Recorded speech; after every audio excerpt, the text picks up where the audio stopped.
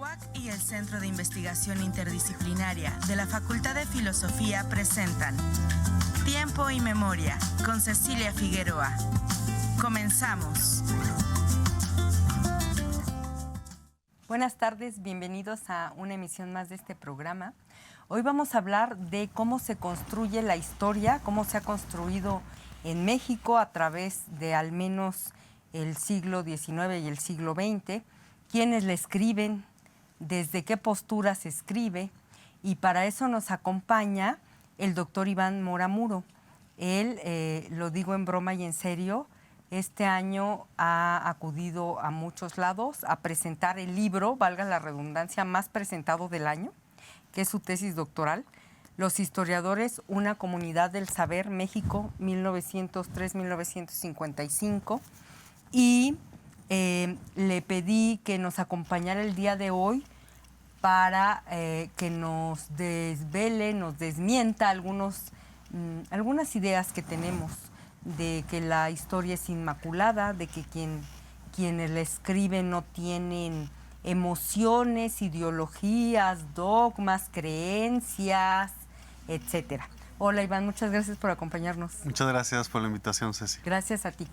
Oye, pues a ver, platícanos. En primer lugar, haces todo un recorrido histórico por cómo surge este gremio a la que tú llamas una comunidad del saber.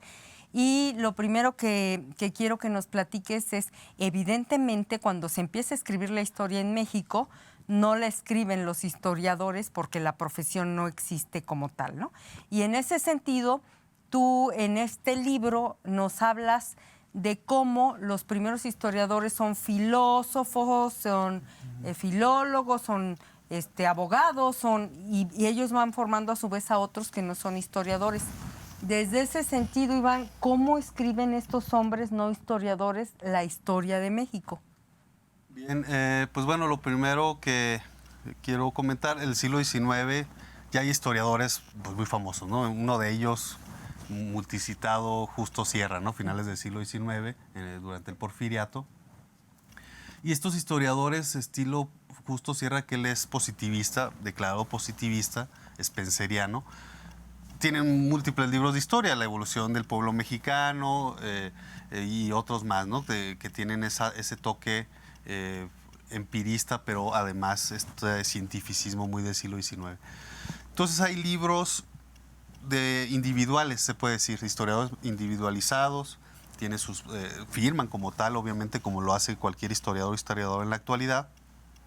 Pero lo que yo trato de mostrar en este libro es que cuando nace una comunidad, es decir, que se leen a sí mismos, se forman a sí mismos los historiadores. Digo historiadores porque, bueno, eran muy pocas las historiadoras en ese momento, 1903, cuando inicia la investigación. Y entonces, este nacimiento de la comunidad del saber, como le llamo yo, tiene ciertas reglas de operación, se puede decir. El primero de los primeros, Genaro García, da sus clases en el Museo Nacional, en la Ciudad de México, y ahí empieza a formar los primeros, se puede decir, historiadores todavía amateurs o no profesionales. Entonces, en ese sentido, hay una necesidad de crear un laboratorio, yo le llamo una cuestión todavía muy de las ciencias duras quizá, pero un laboratorio donde se leen documentos, el maestro te dice cómo leerlos. En las clases que daban en el Museo Nacional, Genaro García tenía ciertas formas para enseñarle a sus pupilos. Por ejemplo, Nemesio García Naranjo, uno de sus primeros estudiantes, finales de 1907, 1908, que cuando fue estudiante, ya posteriormente en sus memorias hace esta referencia Naranjo, dice, no, el profesor Genaro García nos dividía en dos grupos, unos defendiendo a Hernán Cortés, o la obra de Hernán Cortés, y otros defendiendo a obras como la de la historia verdadera de México, de la conquista de México. Entonces había dos bandos, ¿no? Dos bandos encontrados, y nos dividía, como lo hacemos ahora los profesores y profesoras de historia, ¿no? Que podemos usar esa técnica de docencia, se puede decir. Entonces había esa formación de historiadores en el aula, pero fuera del aula también hay otros elementos, ¿no? Está Luis González Obregón en el AGN, en ese inicio del Archivo AGN, General de la Nación. en el Archivo General de la Nación. Y él también da una producción continua de documentos y que se terminan haciendo libros o recopilación o investigaciones. Y los temas, como me comentabas, Ceci, al principio, me preguntabas, son temas pues muy propios del nacionalismo mexicano, que vienen desde el siglo XIX, exaltar quizá, algunos bandos exaltan a la iglesia, exaltan a los grupos conquistadores. Por el otro lado, en ese momento México de transición revolucionaria, pues bueno, retoman a otros sujetos como los indígenas. Es un naciente pues indigenismo más cercano a grupos revolucionarios o posrevolucionarios posteriormente en los años 30 del cardenismo. Pero bueno, los temas son muy ideológicos, es decir, defienden una facción. Ellos se consideran objetivos, eso es importante, no es de que no acepten la objetividad, es decir, nosotros somos objetivos, vamos a la fuente, vamos al documento y no tienen conciencia el historiador de esos momentos que hay una subjetividad detrás siempre. Siempre hay una postura, dónde te formaste, dónde estudiaste en la actualidad, esa es la postura que está uno cargando, si uno es de una religión o no, o de qué tipo de religión eres, practicante, de qué facción política. Entonces, eso ellos trataban de descartarlo. Decían, nosotros somos objetivos y por ahí vamos a tratar la historia. Fíjate que qué bueno que dices eso, porque en tanto la historia la escriba el sujeto, subjetiva será, ¿no? Porque como tú dices, tiene una historia detrás.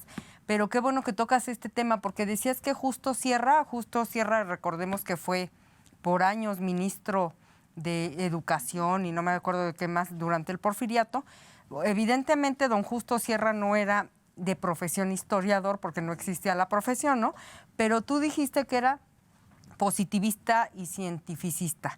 Y nada más para aclararle a los televidentes que en este siglo XIX porfiriano la historia también le entró o se enroló a esta idea de que la ciencia iba a salvar al mundo, ¿no? Y que en ese sentido la historia se quiso montar en esas ciencias exactas y demostrar que claro, que podía ser muy objetiva y en ese sentido iba a ser una ciencia, iba a ser reconocida, respetada, y ellos pensaban que esa objetividad consistía en que yo encuentro un documento, lo transcribo como máquina y lo presento, y en tanto estoy siendo fidedigno con esta fuente que me encontré aquí, eso ya hace a la historia una ciencia. Obviamente eso ya pasó a la historia, sabemos que no, como tú dices, es más subjetiva que lo subjetivo.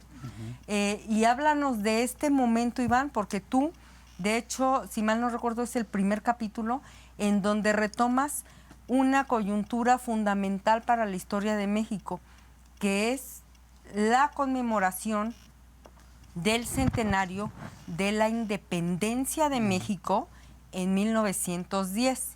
Y ahí, evidentemente, como siempre pasa en los centenarios, el gremio encargado de escribir la historia y las instancias gubernamentales se encargan de recrear lo que se está conmemorando. En ese sentido, ¿qué historias se reescriben, Iván, de la independencia y qué bandos hay? Sí, fíjate que los centenarios, bueno, para mí fue fundamental para la investigación. Hace poco en una presentación en Guanajuato, el profesor Miguel Ángel, ahí profesor de Guanajuato, dice, encontramos el libro Los Centenarios porque donde hay centenarios hay historiadores, desde ahí, ¿no? Se conmemora la independencia, 1910, después 1921 la consumación de la independencia. Entonces, de manera natural, pues uno va a encontrar ahí investigadores del pasado, van a querer participar. Y Genaro García, volviendo a Genaro García, ahí él es el jefe pues del grupo, de los grupos de historiadores que están formando unos documentos para esa conmemoración. Además de las conmemoraciones naturales que todo gobierno hace, desfiles en las calles de la Ciudad de México, conmemoraciones en museos, en archivos. Genaro García construye una crónica, una importante crónica de los eventos que ocurren en ese centenario y además da a conocer documentos antiguos, tanto del periodo independentista como algunos posteriores, pero tal cual de la independencia, ¿no? Entonces, bueno, ahí no hay tanto polémica. 1910 es una facción, es la gobernante todavía, porfirista. Recordemos que Porfirio Díaz hasta 1911 abandona el poder y abandona el país rumbo a Francia. Entonces es un momento todavía muy homogéneo en ese sentido ideológico. Es en 1921, con la consumación de la independencia, cuando se... De la revolución. 1921 se consuma con Iturbide, que es 1821. Termina ese periodo de consumación. Entonces regresan los hispanistas o hispanistas y católicos también, regresan a exaltar pues, la figura de Iturbide. Ahí es donde se vuelve unas facciones encontradas, unos reconociendo lo hispano, lo católico, Iturbide como gran jefe de la consumación, el primer imperio mexicano. Entonces ahí está un cierto, que hasta la fecha obviamente continúa con sus vueltas, el conservadurismo mexicano, en ese momento todavía exaltando un imperialismo, ¿no? Se puede decir, el primer imperio. Y por el otro lado, historiadores que son más cercanos a los revolucionarios, al gobierno de Obregón.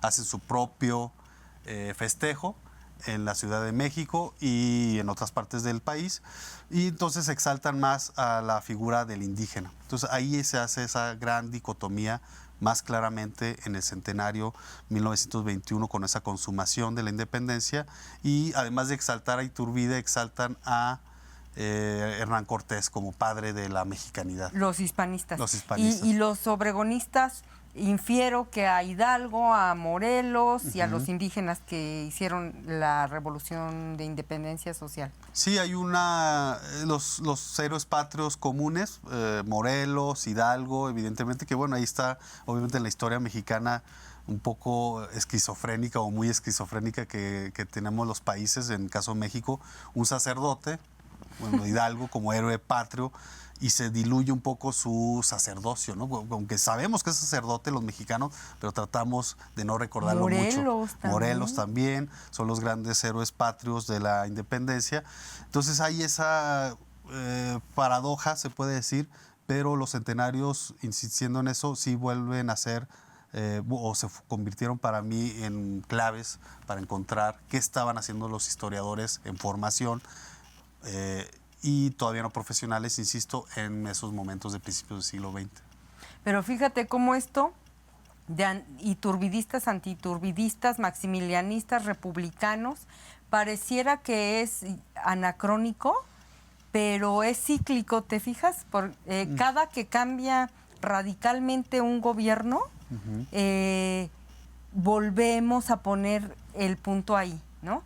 Y lo vemos, por ejemplo, yo que he revisado la prensa de la Revolución, es muy chistoso porque a Maximiliano lo habían fusilado, que en 1867, estamos en 1916, 17, 20, y es muy divertido ver cómo todavía para agredirse las facciones, los clubes políticos que hacían las veces de partidos políticos, pasa esto, ¿no?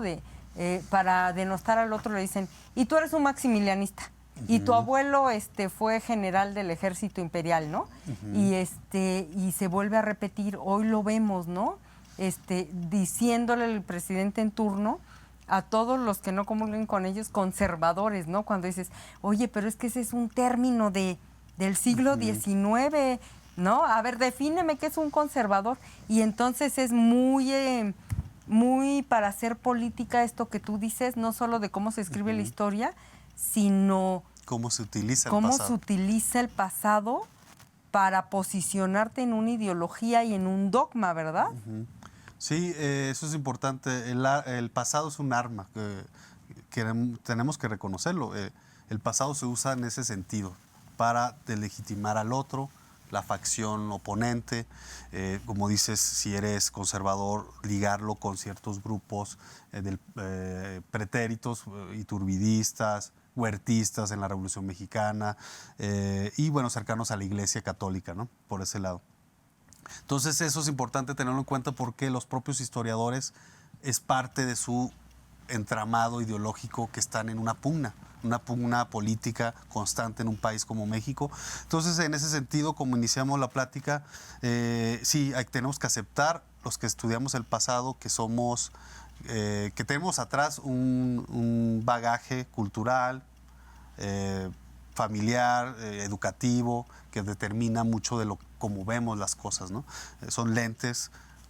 Yo lo llamo así de manera muy metafórica, son lentes a través de los que vemos el pasado y los documentos y nos fijamos en una cosa en vez de otra, exaltamos una frase en lugar de otra que puede decir cosas similares pero también diferentes. Entonces no es de que no estemos encontrando ciertos rasgos del pasado ahí, pero sí está dirigido por esa constancia, con esa cultura que está detrás de nosotros. Uh-huh. Oye, y esta foto es muy ilustrativa porque son, pues para los historiadores, nuestras vacas sagradas, ¿no? Don Luis González y González, Obregón, ¿verdad?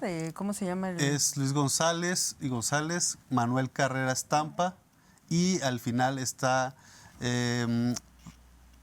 es Ignacio Bernal, es un antropólogo. Todos están en la Academia Mexicana de la Historia. Es una foto de 1972, cuando estaba ingresando Luis González y González a la Academia. Pero bueno, es una foto que me parece que habla de lo que viene después de lo que trata el libro. 1955 acaba, es ya profesionales de la historia reunidos. Eso te quería preguntar. Uh-huh.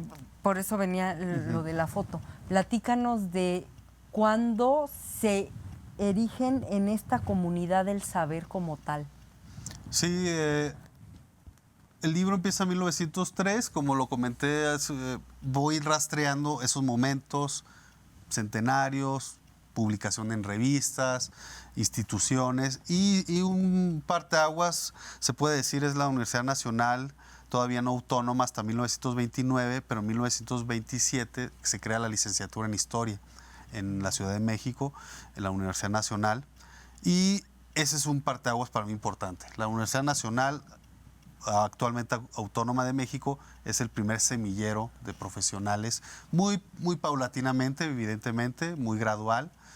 Y hay un momento clave también con la llegada de los españoles trasterrados, que le llama José Gaos, exiliados de la Guerra Civil. Llegan a México en 1938, 1939 y crean la Casa de España en México, que posteriormente sería el Colegio de México. Entonces son momentos ya finales de los 30, inicios de los 40, cuando se crea instituciones fuertes. Y en 1945 se crea el Instituto de Investigaciones Históricas de la UNAM, donde, pues bueno, hasta la fecha sigue siendo un reducto de publicaciones especializadas, ya con todo el régimen que tenemos los historiadores, muy como científicos duros, como comentas, Ceci, que seguimos defendiendo ciertos métodos. Eso es importante dejar en claro a los que nos escuchan y nos ven. Tenemos ciertas reglas de procedimiento, se puede decir, y por eso seguimos formando historiadores y historiadoras, porque les decimos cómo son las reglas del juego, se puede decir, de la disciplina. Y entonces, bueno, sí, ese es un parteaguas. Entonces ya para 1955, que terminó el libro, es el primer tomo de Daniel Cosío Villegas, publica el primer tomo de su obra México Moderno, Historia Moderna de México, perdón, Historia Moderna de México, 1955, ahí cierro, para dar a entenderle al lector o a las lectoras que es el primer volumen de una historia general de México profesional, compuesta con profesionales, Cosío Villegas, Luis González y González, y muchos otros historiadores, historiadoras que participan en esa obra. ¿Tú qué opinas respecto de este quiebre que hay en el siglo XIX? Por ejemplo, si tú revisas la historia que se escribe en el siglo XIX y quienes la escriben, Manuel Paino, ya sé que novelada, ¿no? Manuel Paino, Riva Palacio, Guillermo Prieto, Ignacio Manuel Altamirano. Son literatos de formación, pero la gente lee historia, es decir, la población, pues, ¿no? Está muy interesada en la historia. Y cuando los historiadores se erigen en un gremio así súper fresa, súper rígido, súper, ¿no? De la metodología, de la historia, de no sé qué, tú como historiador ¿no crees que perdemos público? O sea, se vuelve muy sectario el asunto. Yo escribo como historiadora para mis colegas y si los demás no me entienden, y porque además soy súper aburrida, no me importa. ¿Qué opinas de eso? ¿Cómo podemos conciliar? Porque nos fuimos como al otro lado y en ese vacío, como los vacíos no existen, esos vacíos los están llenando en estos momentos personas que no son historiadoras y que son literatas y bueno, un Paco Ignacio Taibo que sí escribe muy bien y todos leemos, un Eugenio Aguirre que es muy serio, escribe muy bien y todos leemos, pero otros personajes que no voy a decir su nombre, que escriben muy bien, pero son muy cero serios, ¿no? O sea, escriben telenovelas de Televisa. Claro, sí. ¿Cómo conciliamos ahí? Sí, fíjate que eso lo vemos en el gremio de historiadores en la actualidad. Sí escribimos para nosotros. Hacemos un texto, sabemos a quién está dirigido, pensamos en ese gremio cuando lo escribimos, lo hacemos como tesis, lo hacemos como investigación en general histórica y estamos pensando en esos lectores posibles, que son los propios colegas que han hecho investigación en esos temas. Eso yo creo que es una realidad, lo tenemos que asumir. Lo que sí es que es muy loable cuando se puede llegar a más público con una pluma, como dices, muy ágil, muy bien estructurada, entretenida. Y no por eso se debe perder la rigurosidad, se puede llamar así. Yo lo que pienso que en la actualidad con otros soportes visuales, soportes en todos los sentidos gráficos, se puede llegar a más público teniendo tu investigación quizá para el gremio y de repente... ¿Como subproductos? O como productos ajenos quizá al mismo gremio. Pero sí, a mí me parece complicado no pensar o pensar más allá de productos que son generados por el gremio, para el mismo gremio y lo platicamos hace un momento antes de la entrevista, nos sostenemos a nosotros mismos, ¿no? Hay dinero detrás porque es una nación, México, que produce historiadoras con instituciones muy poderosas, muy sólidas, pero también se da recursos y ya eso es importante más allá de un discurso nacionalista. Ya no está tan arraigado en el grupo que estudia el pasado exaltar a la nación, pero sí es importante que veamos más allá, ¿no? Que demos otros aspectos para popularizar el pasado nacional e internacional, porque tenemos que pensar en otros también. Iván, pues muchas gracias por habernos acompañado y qué bonita portada, porque justo este señor que se llama Luis González y González, sí lo logró. Su obra Pueblo en Vilo y otras que escribió, incluso cuando escribe para historiadores, tiene una magia para decir las cosas que llega a todo el mundo. Les recomendamos Pueblo en Vilo y les recomendamos Los Historiadores, una comunidad del saber. Se vende en el Fondo de Cultura Económica. Y muchas gracias, doctor, por habernos acompañado. Gracias, Ceci. Gracias a ti. Y a nuestros televidentes nos vemos en la próxima emisión. Buenas tardes. TV UAC y el Centro de Investigación Interdisciplinaria de la Facultad de Filosofía presentaron Tiempo y Memoria con Cecilia Figueroa. Gracias por acompañarnos.